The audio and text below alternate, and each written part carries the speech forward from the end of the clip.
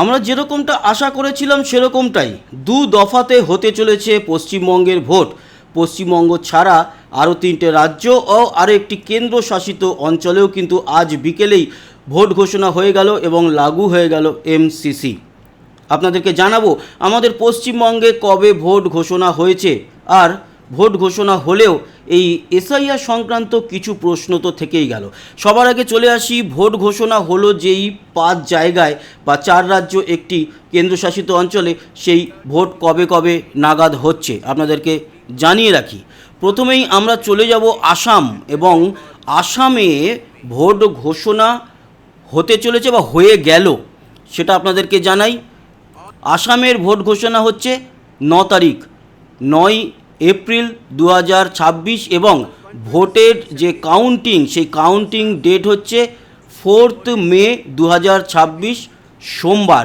এখানে কিন্তু আসামে আমরা দেখতে পাচ্ছি ভোট এক দফাতেই হচ্ছে পুরো আসাম জুড়ে, সেরকমটাই জানালেন জ্ঞানেশ কুমার, আমাদের চিফ ইলেকশন কমিশনার। এরপরে আসি, এর পরের রাজ্য হচ্ছে গিয়ে কেরালা।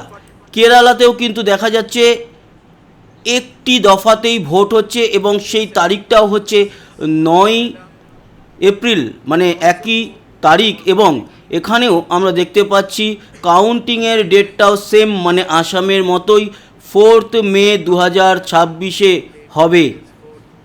আর 6 তারিখের মধ্যে মোটামুটি সব কমপ্লিট হয়ে যাবে, আর কি নতুন সরকার গঠন হয়ে যাবে। পুদুচেরিতে দেখতে পাচ্ছি আমরা 9 তারিখে হবে ভোট, 9 এপ্রিল, এবং ভোট গণনা হবে 4 মে, এবং সেখানেও কিন্তু দেখতে পাচ্ছি যে 6 তারিখের মধ্যে নতুন গভর্নমেন্ট সেখানে গঠন হবে। এছাড়া তামিলনাড়ুতেও এক দফায় ভোট, সেখানেও দেখতে পাচ্ছি 23 তারিখে ভোট হচ্ছে, 23/4/2026, ভোট গণনা একই দিনে 4 মে 2026 সোমবার। এখানেও 6 তারিখের মধ্যে সব কমপ্লিট হয়ে যাবে, এবং সেরকমটাই আমরা দেখতে পেলাম। এরপরে আমরা আসছি ওয়েস্ট বেঙ্গলেরটাই কিন্তু সর্বশেষ ঘোষণা করা হয়েছে, এবং ওয়েস্ট বেঙ্গলের ক্ষেত্রে দেখা যাচ্ছে 2টো তারিখ ঘোষণা হয়েছে। 2টো তারিখের মধ্যে একটা ফার্স্ট ফেজ আর একটা হচ্ছে গিয়ে second phase. First phase second phase যেটা বলা হচ্ছে সেটা হচ্ছে যে প্রথম দফায় 152টা বিধানসভায় ভোট হবে, দ্বিতীয় দফায় হবে 142। প্রথম দফার ভোট হচ্ছে 23 তারিখ, 23 এপ্রিল 2026, এবং দ্বিতীয় দফার হবে 29 তারিখ, 29 এপ্রিল 2026, এবং 4 মে ভোট গণনা 6 তারিখের মধ্যে সব কমপ্লিট হয়ে যাবে, সেরকমটাই কিন্তু জানানো হয়েছে নির্বাচন কমিশনের তরফ থেকে। আমরা পুরো বিষয়টাকে দেখে নিলাম, জেনে নিলাম।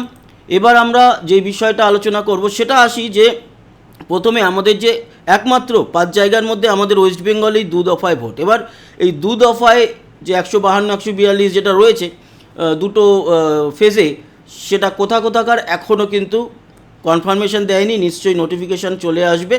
সম্ভবত উত্তরবঙ্গের দিকটা হয়তো প্রথম ফেজ হবে, দক্ষিণবঙ্গের দিকটা হয়তো দ্বিতীয় ফেজ হবে, এটা আমার অনুমান।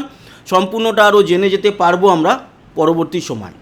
এখন যে প্রশ্নটা, সেই প্রশ্নটা হলো যেটা বলছিলাম, যে দেখুন এখনও পর্যন্ত যেটা দেখা যাচ্ছে যে আজকে রবিবার, শনিবার পর্যন্ত ওই যে 60 লক্ষ এখনও যাদের নাম নিয়ে চলছে, ছানবিন চলছে, যাদের নাম অন্তর্ভুক্ত হবে কি না, আমাদের প্রাক্তন জাজেস এবং বর্তমান জাজেস, তাদের টিম, ঝাড়খণ্ড থেকে আসা জাজেসরা, তারা কিন্তু দেখছেন, শুধু ঝাড়খণ্ড নয়, ঝাড়খণ্ড ওড়িশা 2 জায়গা থেকেই এসছেন। ওনারা যে এই যে বিচার করছেন, এই বিচারের পর সেখান থেকে তো অনেক বাদও যাচ্ছে, নাম বাদ গেলেও এই 60 লক্ষের যে বিচার বিশ্লেষণ হবে আর কি, ছানবিন হবে, নাম অন্তর্ভুক্তি হবে কি না তাই নিয়ে, সেই যে ঝাড়াই বাছাই, সেই ঝাড়াই বাছাই কি কমপ্লিট হতে পারবে? আপনাদের জানি রাখি হয়ে যাওয়া উচিত। কেন বলুন তো?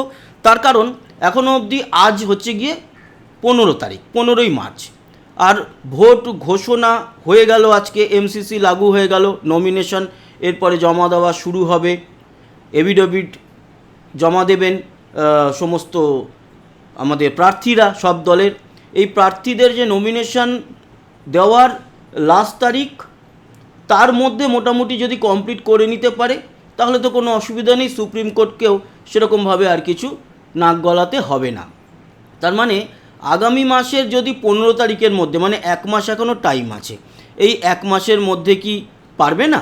নিশ্চয়ই পারবে। এই 1 মাসের মধ্যে সম্ভবত 60 লক্ষ নাম ঝাড়াই বাছাই করে যাদের নাম অন্তর্ভুক্ত হওয়ার তারা অন্তর্ভুক্ত হয়ে যাবে। এখন একটা প্রশ্ন থাকছে, সেটা হচ্ছে যে ট্রাইব্যুনাল গঠন হবে, এই 60 লক্ষর মধ্যে থেকে আবার যারা বাদ যাচ্ছে তারাও আবার সেখানে একেবারে লাস্ট একটা চান্স নিতে পারে নাম অন্তর্ভুক্তি করার জন্য। তবে সেটা নিয়ে সুপ্রিম কোর্ট এখন কি বলে, কারণ এটা নিয়ে নিশ্চয়ই রাজ্য সরকারের তরফ থেকে বা তৃণমূল কংগ্রেসের তরফ থেকে আবার তারা সুপ্রিম কোর্টে যাবে। তারা বলবে এরকমও তো হতে পারে যে এই যে নাম বাদ গেল, সাপোজ আমরা ধরে রাখলাম 18 থেকে 20 লক্ষ নাম বাদ গেল, সেখানে এই 20 লক্ষর মধ্যে হতেও তো পারে 50 জন কি 100 জন জেনুইন ভোটার রয়েছে যাদের নাম বাদ গেছে। এখন সেক্ষেত্রে প্রশ্ন তোলা হয়ে যাবে, কিন্তু আমাদের যে জাজেসরা, বিচারকরা এখন যে ঝাড়াই বাছাই করছে তাদের উপরে আঙুল তোলা হয়ে যাবে, তার মানে তারা ঠিকঠাক ঝাড়াই বাছাই করেনি। সেক্ষেত্রে সুপ্রিম কোর্ট বারবার বলে দিয়েছে বিচারকদের কার্যপদ্ধতি নিয়ে প্রশ্ন তোলা যাবে না। ফলে প্রশ্ন তুললেও সেই প্রশ্ন কতটা দাঁড়াতে পারবে এটা সুপ্রিম কোর্টে এই নিয়ে সন্দেহ থাকলো। তারপরে ট্রাইব্যুনালে গেলে তাদের নাম অন্তর্ভুক্ত হওয়ার চান্স সম্ভবত আর এই ভোটে থাকবে না। পরবর্তী সময় সেই ট্রাইব্যুনাল ভোটের পরেও কাজ করবে, কাজ করে যদি তার মধ্যে থেকে পায় যে হ্যাঁ সত্যি 50-100 জন বাকি থেকে গেল বা সত্যি নাম তাদের অন্তর্ভুক্ত হতে পারে, তখন হয়তো সেই বিচার বিশ্লেষণ হবে। এটা আন্দাজ কেন বলছি, তার কারণ সুপ্রিম কোর্ট এর আগের দিন বলে দিয়েছে যে বিচারকদের কার্যপদ্ধতি নিয়ে কেউ প্রশ্ন করতে পারবে না। ওই মানেকা গুরুস্বামী প্রশ্ন করেছিল, তাই নিয়ে তাকে তো লেজে গোবরে করে দিয়েছিল সুপ্রিম কোর্ট, আপনারা দেখেছিলেন।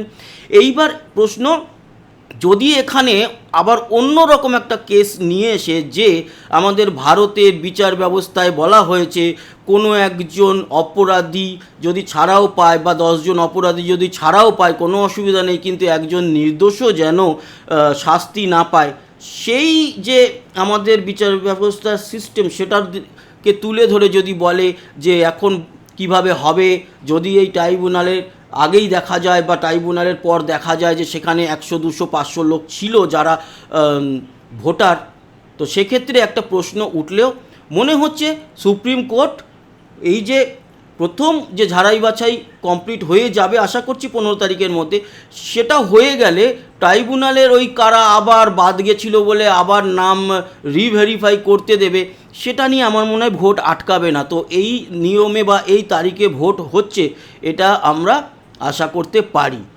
তো তারপরও এখনও অনেক কিছু ঘটবে, এখনও অনেক কিছু বাকি আছে আমাদের পশ্চিমবঙ্গের ভোট বলে কথা। অন্য রাজ্যে এত ঝামেলা, এত এসআইআর নিয়ে কিচ্ছু হয়নি, আমাদের এখানে যা যা হয়েছে এখনও হচ্ছে।